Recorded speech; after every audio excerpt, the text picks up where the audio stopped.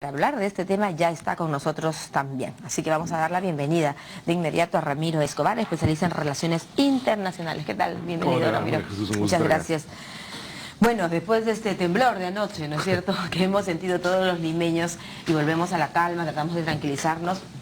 Y también hablando de movimiento, vemos que en general en la región hay momentos difíciles, por ejemplo, para Venezuela, ¿no es cierto? Se aborda esta cumbre iberoamericana en la que participa el presidente del Perú, pero solo 12 de 22 inicialmente invitados, ¿no? Bueno, gracias por la invitación. La cumbre iberoamericana existe desde 1991, por eso está cumpliendo 25 años, ¿no? 25 y es una cumbre que reúne a los países de habla hispana y de habla portugués, ¿no? Entonces está en los países de América Latina, España, Portugal, incluso Filipinas y todos los países que tengan algún vínculo con el habla, la lengua española, castellana o la lengua portuguesa. Entonces es un espacio de encuentro que establece mecanismos de cooperación, pero obviamente está ocurriendo en un momento en el cual hay, digamos, agitación política en América Latina. Hay serios problemas políticos en Venezuela, ha habido crisis política en Brasil, ha habido, digamos, remesones, para utilizar la metáfora que alude al temblor de ayer, en toda la región en materia política y en materia económica, porque América Latina en este momento no tiene la misma situación, no diré boyante, pero de estabilidad económica que tenía, por ejemplo, hace unos años, ¿no? Entonces, de todas esas cosas se va a hablar. Por añadidura, ocurre en Cartagena de Indias, donde fue, recordarás, la ceremonia del presidente Santos con Timochenko, el jefe de la FARC, para anunciar, digamos, ¿no?, el cierre del acuerdo. Y sin embargo ahora estamos en un limbo porque no sabemos qué va a pasar después del plebiscito, ¿no? Entonces creo que es importante que se realice esa cumbre allí, y ahí se van a hablar de estos temas. Y me parece que es importante que, a pesar de que este no es como la OEA, una instancia que puede, digamos, emitir una resolución, ¿no? Y, por ejemplo, en la OEA se puede activar la Carta Democrática Iberoamericana, en la cumbre no se puede hacer eso, es simplemente un espacio de encuentro, de cooperación, pero obviamente como esto está en el ambiente, se va a hablar de esto, se va a tener que dar algunas declaraciones sobre esto. Imagino que en la declaración de Cartagena final se va a aludir al tema de Venezuela, ¿no?, al asunto de la FARC, etcétera, porque finalmente los representantes que van, que la mayoría van a ser cancilleres, no presidentes, lo cual es un síntoma también de qué relevancia. Esa era un poco mi pregunta, 12 de 22, y esa claro, es un poco lo que mi pasa pregunta, es que Ramiro, al comienzo, ¿cómo entender esto, no? Claro, al comienzo iban los presidentes, digamos, en masa, ¿no? Había en estas cumbres eran citas presidenciales, verdaderamente, claro, ¿no? una alta asistencia de presidentes, ¿no? Pero con el paso de los años, ¿no? No diré que está a punto de desaparecer, eso sería exagerar, pero sí que ha perdido relevancia esta cumbre, ¿no? Por los problemas que ha habido en la región, por las discrepancias políticas, etcétera. Entonces, ¿se sentiría como una instancia debilitada, crees tú? En cierto modo sí, ¿no? Y además creo que el país manda un mensaje cuando envía al presidente o al canciller, es digamos, qué importancia le otorgan, ¿no? Por ejemplo, en cumbres anteriores los países de la Alianza Bolivariana para las Américas no han mandado al presidente, han mandado a un canciller. Entonces, si tú le otorgas importancia a este espacio, mandas al presidente, ¿no? Como el caso de Perú. Claro, de Chile yo también. lo que creo es que el presidente Pedro Pablo Kuczynski está iniciando su mandato y por supuesto quiere posicionarse en las distintas cumbres y organizaciones internacionales, ¿no?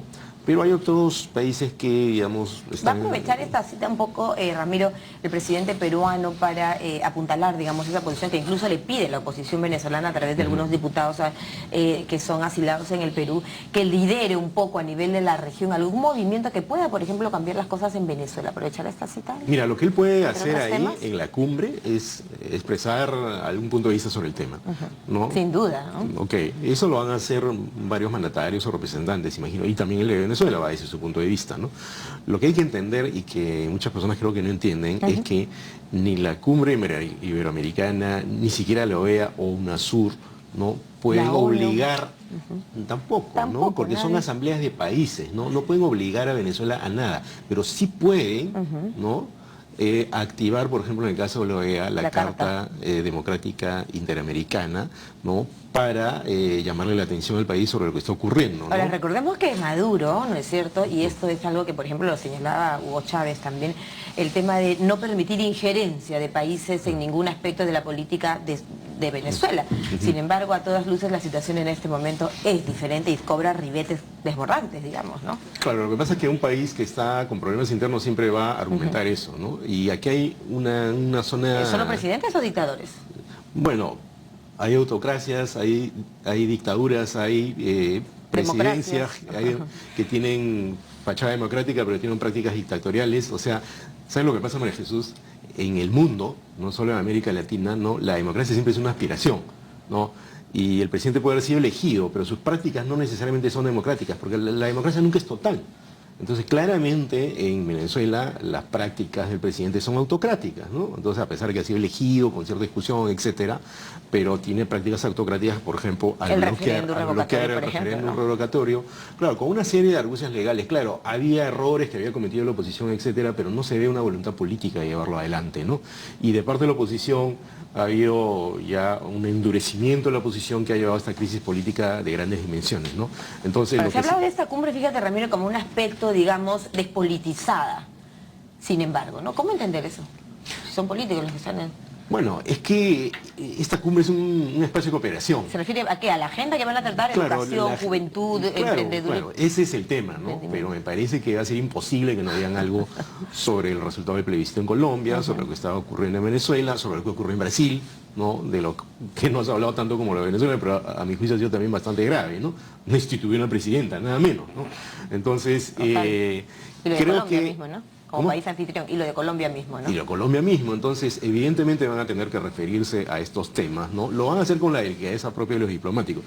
La mayoría de los que van son cancilleres y por lo tanto van a utilizar un lenguaje puntilloso, ¿no? Pero es inevitable que tanto los países de la región como España y otros países que no están en América Latina... Aquí es el rey de España, ¿no es cierto? Sí, claro, entonces evidentemente tiene que haber una preocupación por la situación democrática en la región y por la situación económica, ¿no? No es casual que el tema sea juventud, emprendimiento y educación, ¿no? Por ejemplo, estoy pensando si en algún momento va a salir en alguna discusión de lo que pasa acá con la ley universitaria, ¿no? Tendría que estar en la agenda probablemente, ¿no? Si el tema es juventud y educación, además de emprendedores, ¿no? Claro, porque, digamos, poner ese tema, o sea, cada cumbre se plantea un tema para poner el énfasis en qué está ocurriendo en cada país en ese ámbito, ¿no? Entonces, la educación en América Latina es un tema pendiente, bueno, en Iberoamérica, digamos, no solo en América Latina, es un tema pendiente. Acá tenemos un problema concreto, discusiones sobre la ley universitaria, si se quiere dar marcha atrás o no.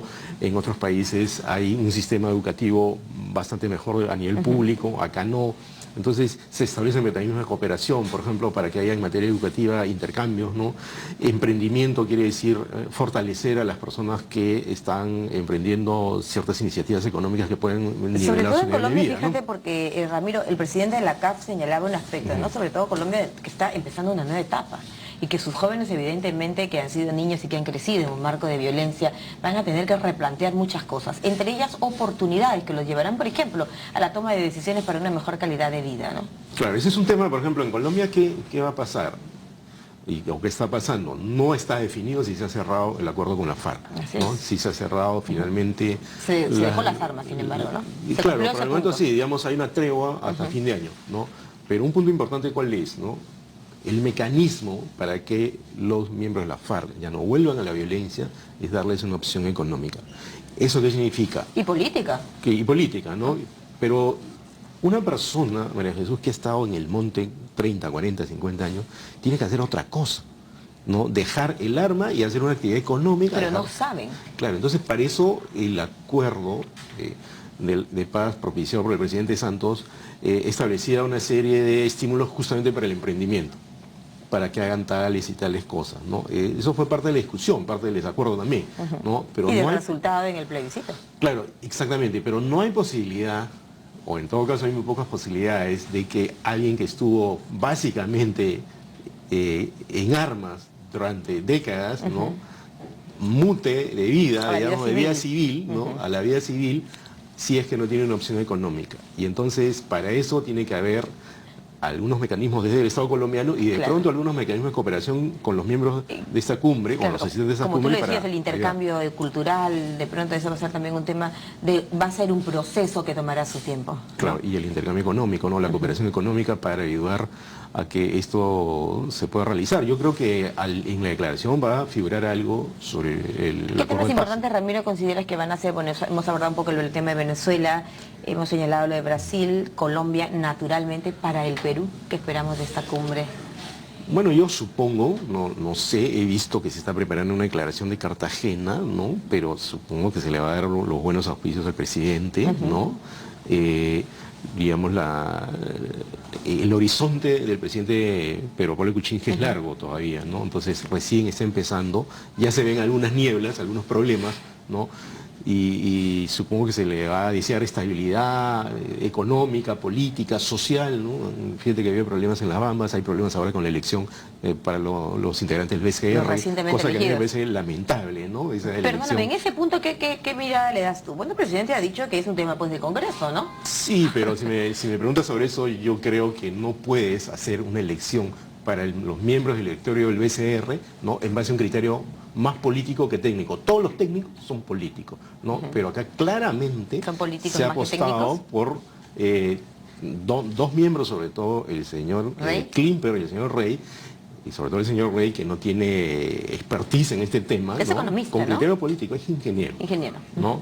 El señor Klimper puede tenerlo, ¿no? Pero estaba cuestionado moralmente. Claro, no está procesado, no está, digamos, por irse a la cárcel, eso sería exagerado. Elmer Cuba.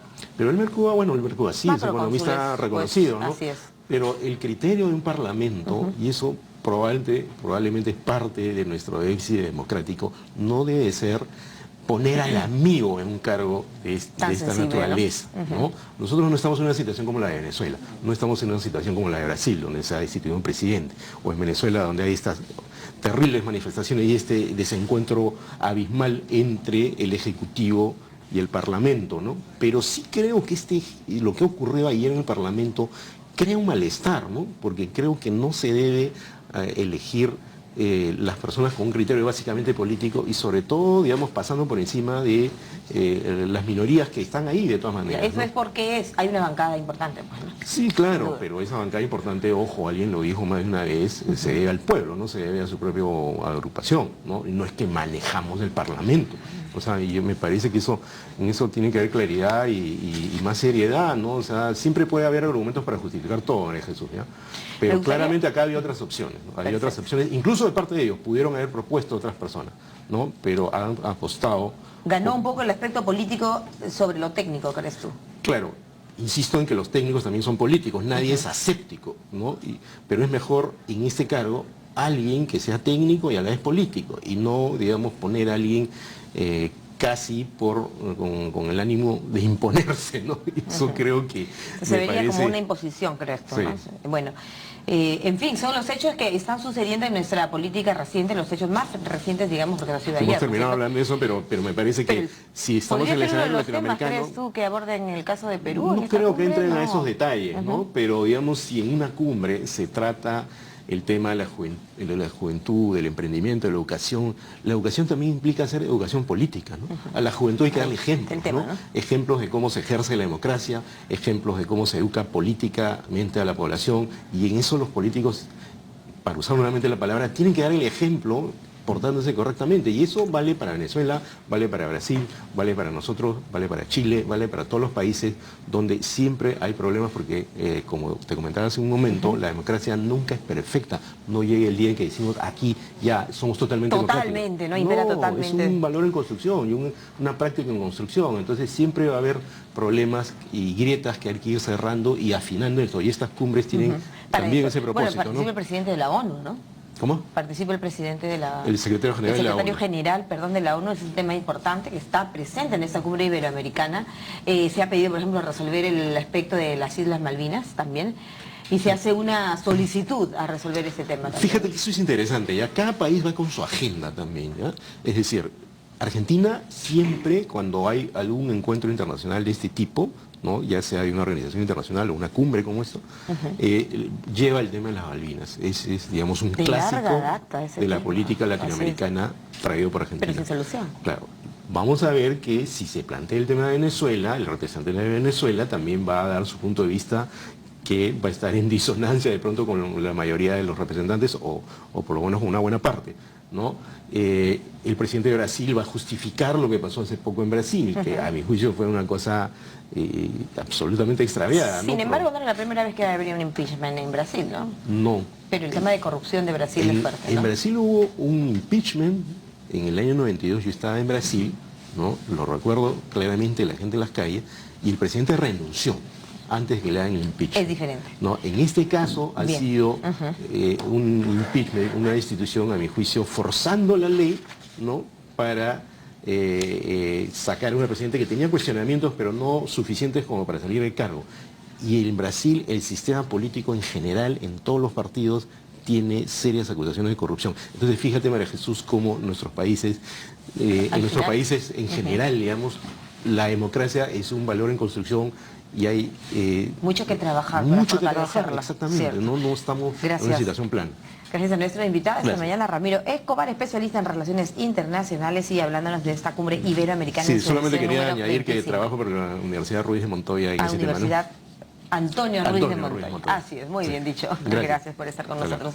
9:30, una pausa.